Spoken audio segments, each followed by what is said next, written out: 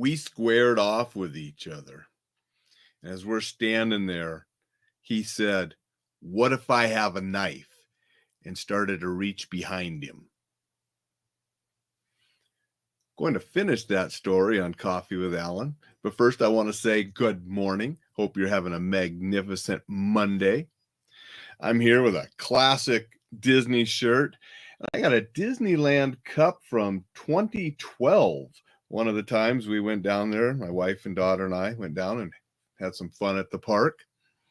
Have the classic shirt, the older cup, just because I'm telling an old story about that time. One of my two knife fights or knife adventures or whatever you want to call them. But before we do that, I want to thank everybody for saying good morning and hello and commenting on the videos, watching the videos, sharing the videos live and replay, sharing and watching the podcast. I appreciate all of you and appreciate all of you that have signed up for the newsletter. Went out last night with some good advice to prepare to stay safe during the colder months that are coming up. It is fall.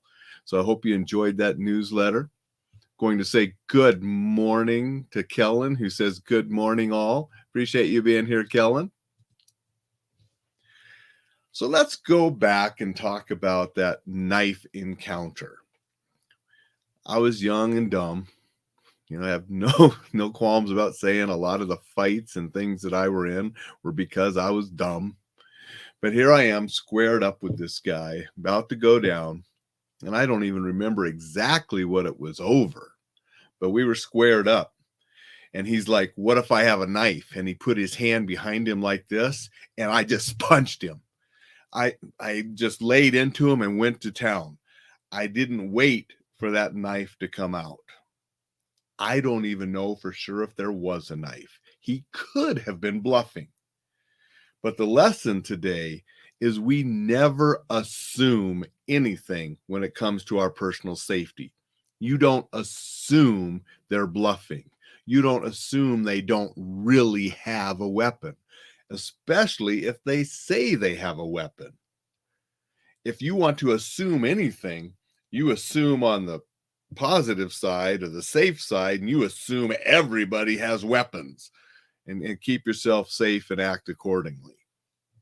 Going to say good morning to Chris. Appreciate you showing up and saying hello. Also going to say good morning to Jay and Vicky. Appreciate you guys saying hello. So it wasn't much of a knife fight. But it was one of my two knife encounters. I'll tell the story of the other one a different day. But he said he had a knife. He reached for it. I clobbered him and just went to town because we don't assume anything. A guy comes up to you on the street, you're an ATM or something, you just got your cash, your awareness was down, you didn't see him or whatever, and he says, "Give me your money, I got a gun," and you don't see the gun. Don't assume he's bluffing. The safer thing is to give the money and get out of there or just sprint away. Right? If it's only money somebody wants, give them the money. You can replace that. Now, if somebody on the street comes up and says, "Get in the van, get in the car, I have a gun," I said, don't assume they're bluffing, but don't get in the car. We never give them our body. We never go to a secondary crime scene because that's what the police call it when they find your body. The primary crime scene is where they abducted you. On that situation, your best thing to do is sprint away as fast as possible. What's the likelihood he's going to shoot, especially if it's in a city area or something where he's saying, "Get in the car"? Just sprint away as fast as possible towards safety. Most likely he's not going to shoot. If he does, you're running, you're moving. The likelihood of him hitting you is low. It's hard to hit a moving target, especially most criminals aren't great marksmen. It's not like they're Navy SEALs training daily to be able to take down targets like that. They're not. If they does hit you, doesn't mean you're dead. Okay, we can get shot in a whole lot of places and still live. So any of those are better than going with somebody where most likely they will find you dead. Statistics show that. So we never go with somebody if they have a knife or a gun or whatever. But if we have money, or if they're demanding your car keys or something like that, we can give them up. I mean, heck, way back in the 90s, I was down in San Diego. Mark McYoung and I were doing some safety spots for a news channel down in San Diego, and one of them was a carjacking. And I had a 38 revolver, unloaded. We were safe, made sure everybody knew that it was safe. But we showed a carjacking, walk up with a gun, said, "Give me your keys." The guy gave the keys. I got in the car and left. I was playing the bad guy on that particular situation. That is the safest thing to do. You don't fight over possessions. They're not worth dying for. We only fight, we only sprint away if it's our body. I mean, somebody grabs you and tries to force you into a van or car, you fight with everything you have to not get in that car and escape. And remember, we don't have to beat the person up. We just have to create enough pain that we can escape and get to safety. Okay. So we never assume somebody's telling us the truth when they're a bad guy. We never assume they're not armed. Okay. We do what we have to do to stay safe. Going to say good morning to Dixon. Dixon says, don't bother to zigzag when running away. Just go as fast as you can. And that's so very true, too. I put that in Survive a Shooting. Great book if you're interested in that topic. A plug for myself. But it actually is a big, giant encyclopedia on the topic.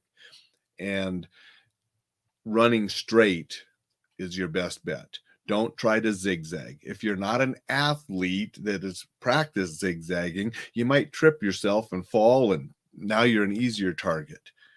If you're running with somebody and you zig and they zag, you trip each other, now you're both tripped up, easier targets. In that kind of situation, or an active shooter situation, we run as fast as we can in a straight line to get to safety. Pretty simple. So the main thing, though, I did want to stress today is don't assume things. Don't assume a bad guy is telling you the truth. They're doing something bad. They will lie to you. Don't believe them. If they say they have a weapon, don't assume they're bluffing. Always assume, if you're going to, that the person is armed, even if they don't tell you. I did a reel yesterday. If you haven't seen it, you can find it on my social media channels, where I talked about $1 knives. And you can buy, I used to have a couple that I bought at Walmart. I probably still do have them somewhere in my stuff, but I used to show those at seminars and say, could you kill someone with this? People say, sure. So yeah, $1 at Walmart. And you can go find cheap knives other places. People were commenting on TikTok about different places you can buy cheap knives.